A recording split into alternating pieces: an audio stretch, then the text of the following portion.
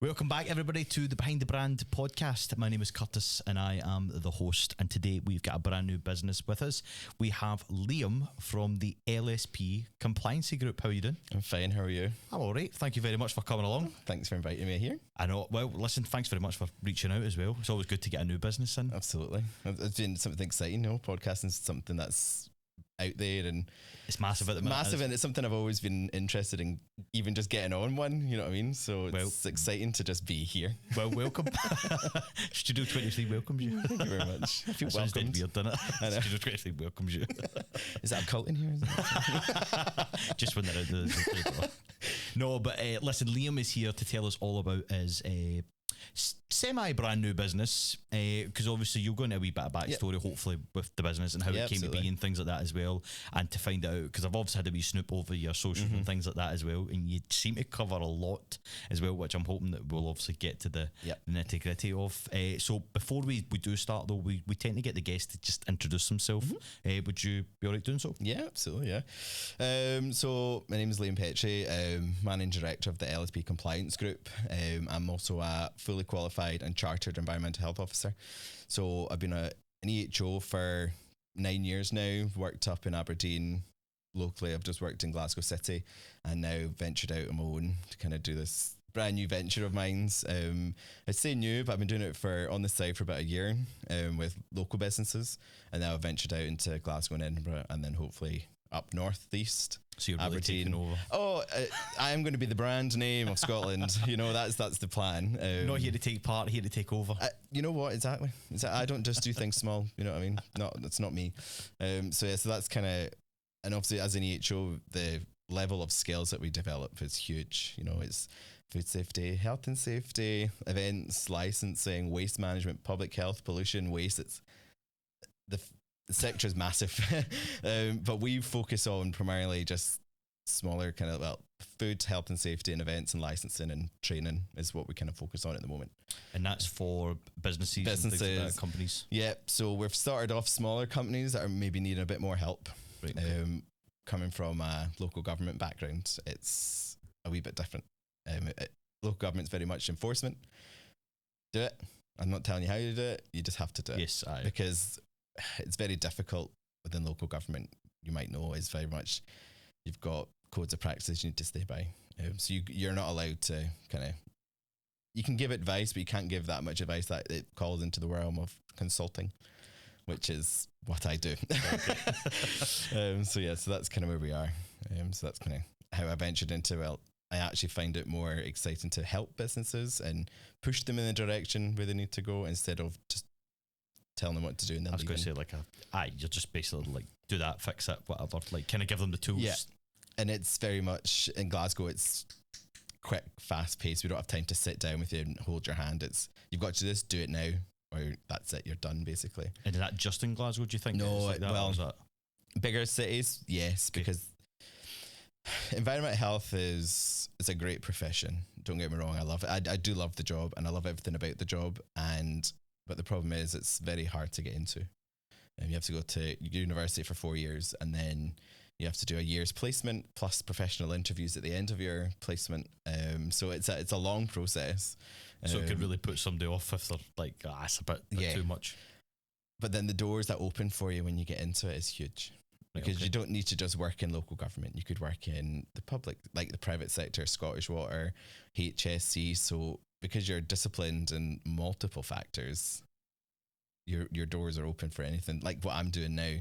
If I didn't do the job I did, I wouldn't be where I am now. And I'm very grateful for everybody that helped me during my training, and then obviously just colleagues, you know what I mean? Because the knowledge you get from people that have maybe worked in the industry 15, 20, 30 years, I've had that. You've got that bundle of experience when it comes to actually doing the job. Exactly. As much as your business is say new as such, you do have the backup experience to say that exactly you know what you're talking about. You know exactly what correct to do. And that's kind of what I love. And obviously because we do audits on businesses as well, because I have that enforcement background, I kind of know what you're looking for and what you need to be compliant. Hence the compliance sector of the name, and that's kind of the focus of it is to make sure businesses are staying compliant, maintaining compliance, and making sure they're safe. Do you find a lot of businesses come to you, or do you find yourself having to go to a lot of businesses? Recently, no. It's been very much the phone's not stopped. People phoning being like, got your name off of such and such, please can you help? Or even for advice and guidance, I'm open for that as well. You know what I mean? It's not just money. It's not what I'm there for. I'm there to make sure if people are needing help and assistance, then we're there. And that's kind of where we're wanting to grow. Do you tend to find there's like a certain time of the year when everybody's just like, oh, I need to get this done? Or is it like an all year round thing? It's just an all year round thing. And the benefit I would say for me is there's not very much of what I do out there. Mm-hmm. Yes, you have. It was well, even when you obviously approached, I was like, I don't think I know many of these sort of things. When you start to talk about it more, I'm like, I remember like local councils coming into like, especially the workplace that I'm in.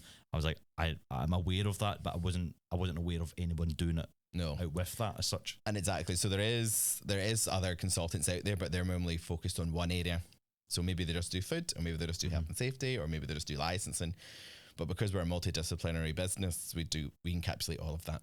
And the whole plan to go forward is we are the one-stop shop for everybody.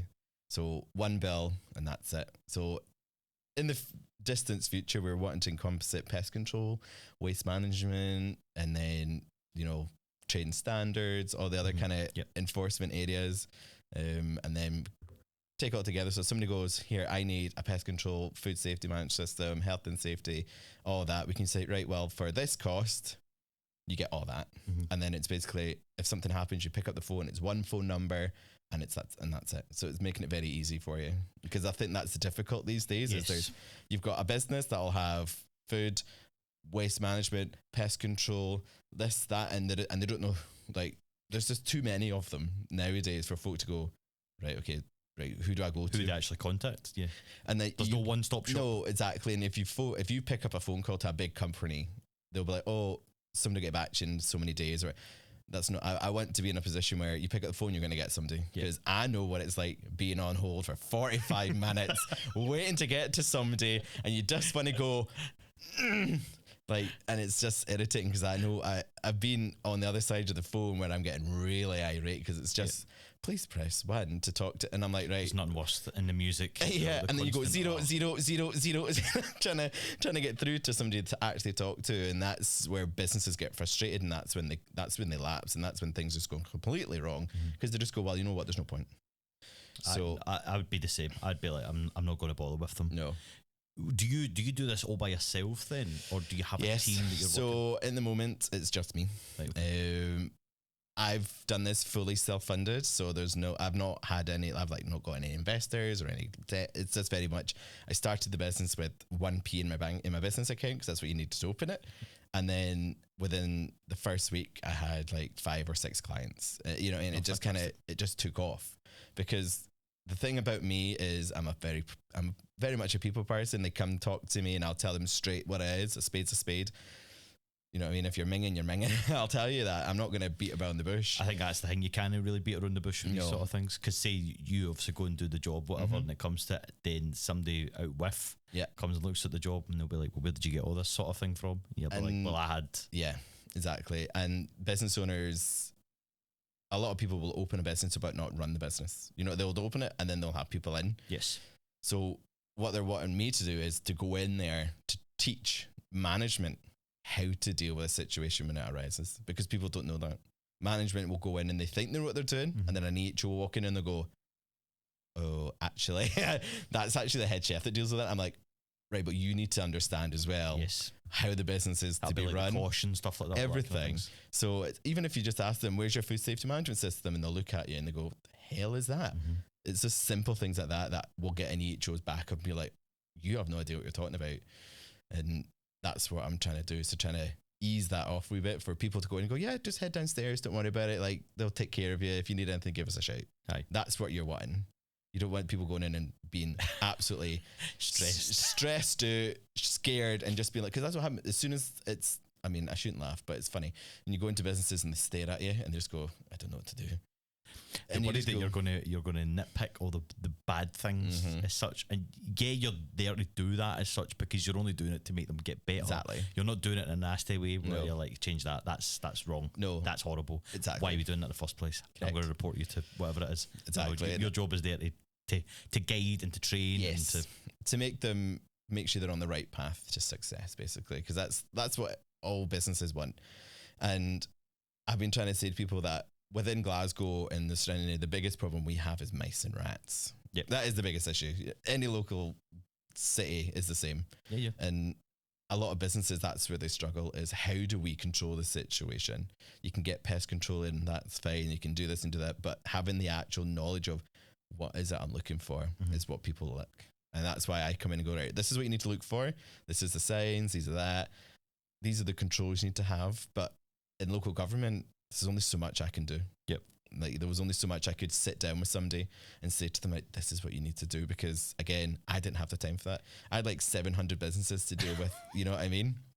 And not even that's just food. Then you had your health and safety plus like big events, you know what I mean? Yeah. I'm intrigued to know about some of that sort of stuff. Yeah, absolutely. So we'll go, events is something I love. I love events. I always have loved doing it. And licensing is my biggest thing. I love it. When you say like events though, what kind of events have you done in the past? Or so I work closely with Paisley First. Oh, right, okay. With Natalie. So I'm Paisley First's EHO. Oh, so brilliant. I kind of do any of the events they do with, I'm kind of there on hand. So food vendors, health and safety stuff, I'm there to make sure things are running smoothly. If something goes wrong, I'm there. Kind of, it takes that stress off of Paisley First a wee bit, so they can go, well, actually, we've got an EHO here. He can deal with it, which is fine because that's what I'm there to do. You're there to tick the boxes, make sure it's all working for them. And then I've got a couple of things in the pipeworks coming up for this year, which is quite exciting. So Christmas, hopefully getting involved with the Christmas markets. Oh, brilliant. So kind of getting involved with these guys, but it's still in the cards, so can't say anything officially yet, but it is coming. And then can't put it on record. Can't put it on record yet. And then kind of some other big companies I've got meetings with as well to kind of not just here, but down in Manchester, Dundee, Edinburgh, Aberdeen. So you're really starting to take it kind of. It's getting to a stage where the next stage is going to be a team member, because it's hard now doing it all on my own. Because you think opening your business, this is great, I'll just go do it all, but then you always forget about everything behind the scenes, policies, your procedures, this, that, and I'm like, how the hell am I going to have time to write all that, plus do all this, plus go and do that? And I didn't go into business to kill myself. You know what I mean? I'm in business to have fun, enjoy it, and make money. You know what I mean? Make money, have better hours, and things like that. As much as it's not, because you're probably switched on 24/7. I would imagine, thinking about it. But all the time. You're in control, hopefully, of that. And this is what I've really enjoyed. And my mum, she phoned me because she's got her own business as well, so she kind of knows what it's like, but a wee bit different. And she phoned me and she went, how is it just being able to control your own life, basically? And I went, the other day I just didn't work because I just went, I don't want to work today. And it was great, and I had nobody telling me, and I had no guilt. Nobody sitting behind your back. Exactly, because then I went, well, you know what, I'm just going to go in on Saturday, sit in the office and do that, and that's fine. If my partners are doing something, I'll just go and do that. And that's that's the biggest thing I love. So for you as well, because you're quite a people person. Oh yeah. So you'll be able to have a wee bit more relaxed conversation with them and actually speak to them like a normal person would, whereas you would have been working for the, you know what I mean, your previous employer, and you would have had to have probably stuck to a certain. You can obviously, you're not a robot at the end of the day. No, you're not a robot, but you wouldn't have been able to say some things that you probably would have wanted to say, or things that you would have wanted to do. Exactly, and that was the difficulty, was not being in that position where I could kind of make those decisions. I always had to ask somebody else, even just something basic, taking a holiday, for example, and it irritates me. Annual leave, I'm telling you I'm going, I'm not asking, I'm telling you I'm going. And that's what used to annoy me, because I'm just like, they're telling me if I can go on my holiday. Right. So girl, it's already booked. You know what I mean? Like, it's happened. I'm going. But now I'm just like, the flight's booked, hotel's done. Whether you give me off or no, I'm not here. You can phone me, I ain't coming in. You know what I mean? But which is great now, because I can take holidays whenever. And you know what I mean? And people always say, oh, you're not going to get paid on a holiday. Well, yes, I will. You know what I mean? Because the way I run my business is completely different from the way a normal consultancy firm would work. We're not a one-off payment thing. That's not what we do. We're a package deal. That's how we deal with it. So you pick a package and you pay the same every month. So it's not a one-off. It's not a one-off thing. And people can call you. We do one-offs if people I just want some advice and guidance. That's fine. If there's like a one-off event or something like that, yep. That's billable. You know what I mean? But the difference people love me is because I go, right, here's your yearly fee. We split it over the year. And they go, okay. Or I'll go, if you take out this and this, I'll give it for this price monthly. And then that's how we deal with it. Some people that are only taking out one or two things, you know, they may have to pay retainer fees because that's something we kind of talk about. Smaller businesses maybe just want just retainer fees and they just pay that. Then that's for like guidance and advice. So basically I'm on your books. So if you ever need anything, I'm there. Yep. And that's how kind of we're working the business is. You're out with, but you're kind of like an employee. Yes. As such, you know what I mean? So they'll just pay that. And then if they just go, I'm okay anymore, that's fine. We don't stop your contracts. We freeze them because maybe in a couple months you go, well, actually I need help again. Yeah. And it's so much easier than kind of doing everything else, like starting, stopping, stopping. And people are finding it more and more easier. And they're actually finding it more helpful because they go, you know, just having somebody on the end of a phone where I can just pick it up, 100%. have a scream, a cry, and just be like, something's happened. Or if they've got an EHO visit and they go, I fucked up, I don't know what to do. And then I go, right, and I just go straight down there. You know what I mean? And it's so much easier for them because they don't have that. When EHO visits, there's nobody to talk to. You have to deal with it yourself. Mm-hmm. And people are not clued up. I'm not going to lie to you. People are not clued up as much as they think they are. No. Especially people who have maybe run business for 20, 30 years. Yeah, you know how to run a business. But do you actually know how to run the business? You know what I mean? Like it's completely different. That's one of the things I was going to ask you as well, because obviously businesses that have been around for so long now, regardless if they're big, small, whatever it is, they'll have had certain compliance sort of things that were different. How do you find it?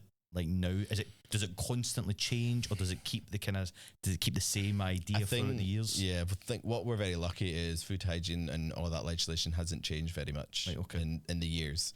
The biggest change would have been allergens, which is obviously the biggest thing that's happened. So a lot of things around. That'd be down to like the kind of vegan and all that kind of stuff. Not even that. It's actually the labeling of food has changed. Oh, so right, okay. if you were to, say maybe couple of years ago, actually, maybe even 4 years ago, you could pick up a pre-made sandwich in a shop and it would just have the name of it and that was it, and nothing really else in the allergen information, and that was it. But now it's completely different because of the wee accident that the wee girl had from Pret a Manger.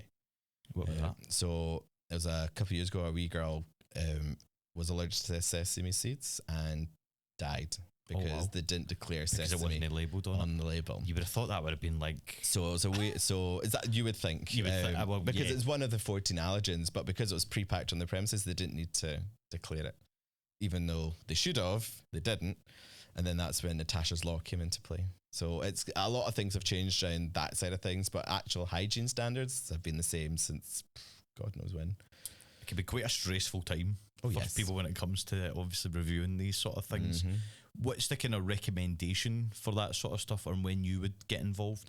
Like, I know that you say you have got companies maybe on like a monthly kind of contract retention sort of thing, but what is the ideal sort of a review date? Is it every so often, like every 3 months? Is it a year, like 6 months? So some businesses, it differs business to business actually, because there's businesses that I deal with that are only wanting one audit a year and that's it.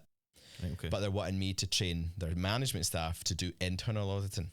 So maybe they're wanting internal auditing done by them, and then I come in and be like, well, actually, you told me you're doing this and you've not done it. That sort of thing. But then I've got another business that wants me to do monthly audits or 2 monthly audits because they've got multiple sites. So technically it's one audit every month, but because they've got multiple sites, each site gets maybe 2 audits a year. You know what I mean? Just to make sure that the kind of company because the process is correct, happening. and the companies are wanting to maintain this level of compliance up here. Yes, EHOs look for the compliance at minimum level. I'm trying to push businesses up higher than that. Because what's the point? You know what I mean? There's no point just sticking at the minimum, because if you stick there, you're more likely to drop. But if you're up here and you drop, you're still above that level. You're kind of above the average. Exactly. And that's kind of what we're looking for. As well as that, because then you're giving people the value for money. Yeah. When they're paying that, if it is a one-off, monthly, whatever, you're saying to them, listen, I'm going to take you from here. We're going to go all the way up here. And I'm the thing, like I said, because we do package deals, it's very bespoke to that individual business. Right, okay. I've had businesses that have phoned me in tears, being like, honestly, we cannot afford to pay the pay whatever you're saying. And I'm not the kind of person who goes, well, tough. You know what I mean? I'll be like, right, what can you afford then? Let's work together and let's see what I can do. And at the end of the day, I'm not a charity. Like, well wishes don't pay my bills. You know what I mean? What is a good exposure? Exactly. So, but the thing is, even if it's something, you know, £80 a month is still 80 quid a month or whatever. 100%. But that's still my name out there. And they can go, well, actually, he's helped me and he's really good about it. And that's another reason why I've gone into business, is because I don't like the way management can be. And I've seen firsthand the way things can be handled, and I don't like it very much. Do you feel like you've taken the bad things from your previous, you know what I mean, your previous career, job, whatever you want to call it, and that's why you've been like, I want to not replicate it as such, I want to better it. Yeah. And this is the thing. So within my when the business grows, there's no such thing as management in my team. It's leadership, and that's it. Because you can't micro lead, you can only micromanage. Yeah. And I do not agree with micromanagement, because one, it demoralizes your staff. People leave. You've got more burnout because people have left. They've got more stress than everyone else. I've seen it. Yeah. I've been in that situation when I've been like, I actually can't go to work today because I might actually jump out of a window, because it's just constant. You know what I mean? In this career, in this job, it's just one thing after another, which is great. Don't we know? Because no day is the same. Every day is completely different. But it's just... You just never know what you're probably going to walk into. You just don't know. I mean, God, honestly, the stories I could tell when it comes to you think, it's okay, I'm just going to go to this little place, it'll be great. And you walk in and you're like, what the heck? Why are you fucking feathers off a chicken? You know what I mean? Like, what are you doing? And they go, oh, well, it's for my friend's birthday party. And I was like, get the chicken out of the heat. You know what I mean? Like, don't start with that. And it's just, yeah, honestly, I wish I was lying. I'm really not. You could probably write a book. Well, that is on the cards. I was looking to the insights of an EHO, which I thought would be quite funny, because people have no idea. Like, even obviously my mum has worked in food for 30 odd years and she knows EHOs. But when I say to her, oh yeah, well, I was just doing a licensing application for a tattooist, and she goes, why were you doing that? Well, it's us that issue licenses. And she goes, oh. I was like, yeah. So that's, and obviously another part of my company is pre-license checks for tattoo parlors, because what happens, I don't know if you know the license process for tattooing, it's very weird. You have to buy the premises first, purchase it, then get an inspection. But you may fail the inspection because your premises doesn't comply. Right, okay. But you have to pay the lease. And who do you contact if you want to get a place checked? You contact the LSP Compliance Group. And I'll be right over there. I'll give you a name. Exactly, yeah. Maybe get my money back. Exactly. Oh, sorry. But no, it's true. But it's like, so people can phone us and be like, I'm looking at getting a tattoo license. I'm not quite sure the process. This is the premises I'm looking at. Would you mind? And I'll be like, right, let's come out. We'll have a look. And if I say, no, you've not got ventilation, or the lighting's not sufficient, and I'll be like, don't choose this bus, because if you choose it, you're not going to get it. Oh, so you would be with you could potentially be with the person when they're going to look at the lease, the lease stuff, or whatever, because there's no point signing the lease and then an EHO comes out and goes, it's wrong. You can't do that, because they don't think about phoning local government first. You know what I mean? They never think, oh, I'll just phone them, I'll just wait and apply. Yep. But again, we don't have that time to go out and inspect every person that wants a tattoo license. Yes, like before the license comes in. So that's where I would come in, to be kind of like, well, actually, no, you can't, because you need to have these certain pre-license conditions, and then you've got to have your full license conditions at the end of it. So it's kind of how to make it easier for them, because we've been in situations where people have gone for the license and then not got it because the premises doesn't comply. Some people have jumped the gun and gone a wee bit too quick. Yeah, that, and then it's just they're stuck in a lease for 6 months and they can't get out, and yet they still have to pay and can't do anything. What's the saying? Work smarter, not harder. Exactly. Yeah, do your research, folks, first before you start. Oh, absolutely. That's the biggest thing, is people think it's very easy to get a license, which it is, but legally they have 12 months to grant a license. 12 months? Wow. Start to finish, 12 months. So you could apply for your license now and not get it until next March. realistically, you would get it a lot quicker than that. But yeah, of course. But the council potential, have the potential of it. Yeah, they have a minimum of 12 months to issue a license and grant it. Mental, isn't it? I know. I don't know if I should be telling all this, but I don't work there anymore. What are you going to do? Fire me? don't. I love being Paisley anyway, so they can't touch you, don't worry. Go ahead. Love to see you try. Exactly. You could maybe go in and do an audit and all that sort of stuff. Could you imagine auditing the council? God have mercy. I could just imagine, no. I know. No. Well, there was a job opening for the new chief exec officer at the council. I thought, do I dare? I thought, no, I don't know. I could see you being just me, the face of Glasgow City. You can just change the name, LSP. Could you imagine? Oh my God, the LSP City Council. Honestly, I think my colleagues would probably kill me. So, yeah. Oh, brilliant. I was just thinking there, obviously we tend to have a lot of like local small businesses listening to here. So I know you've discussed obviously about the kind of types of things that you do, and obviously the licensings and things like that. But what kind of businesses do you kind of target yourself to at the minute? Like, is there a certain bunch of them, or is it really just for any kind of local business, big or small? Big or small, you know what I mean? And we are going through an expansion at the moment within the company ourselves, you know what I mean? And it's the rate of incline is pretty fast, and it's getting to a stage where I'm like, it's the help is needing to have to come soon. But I've not even scratched the surface, you know what I mean? So anybody that is needing help, advice or guidance, the door's open. You know what I mean? We have a registered office now in Glasgow, so West George Street. I was just going to say congratulations on yes, thank you so much. So so we've got a cute little office space just for me. It's quite lovely. Next to Stack and Still and across from Wagamama's, #Waga Wednesdays. So if there's anybody that's just wanting somewhere to go to have a chat, they're more than welcome to come to the office. They can find me at Wagamama's on a Wednesday. As long as you're paying. As long as they're paying, yeah, because I'm not paying for that. Nah, it's not business. It's not business, is it? So no, but any business, big or small, even like somebody, I've got some people that in my housing estate have small local businesses from their home. They still need to comply with the same level of hygiene as a commercial premises. Would that be like kind of bakers and stuff like that? Yeah. Cake makers, and people think it's so easy just to open a business in your house, which, don't get me wrong, it is easy, but you have to comply with the same level of standards. You're still dealing with food at the end of the day. Exactly. And I have gone into houses and I've said to them, I'm so sorry, you can't do this anymore. And they go, why? And I went, because your house is messy. You know what I mean? Because it might be clean, but in the standards of hygiene, it wasn't tidy enough. Yeah, it wasn't clean enough. Because there's all the things about like, you know what I mean, having things separate from, you know what the biggest problem is? Cats and dogs. Is it? Oh. People having household pets, because technically pests is a dog and a cat. Yeah. They can contaminate food. They can walk all over countertops. Well, I wouldn't be happy if I was at a restaurant and I seen a cat walking about, laying on. Well, it's better than a rat, I suppose. Well, that's and a cockroach crawling up the side of your wall. Oh, please don't. That just gives me flashbacks to America in our hotel room and the cockroach. We gave it a nickname. We called it Mr. Roach. Mr. Roach. Mr. Roach. Nice. But it terrified me because one day it came up in the sink and we were like, and was it like that size? Huge. Yeah. You know what America's like? I've been eating all the food. So I'm like, no chance. For his tanked, you know? Walking on his knuckles, you know? I owed it money. Yeah. Comes up with a gun.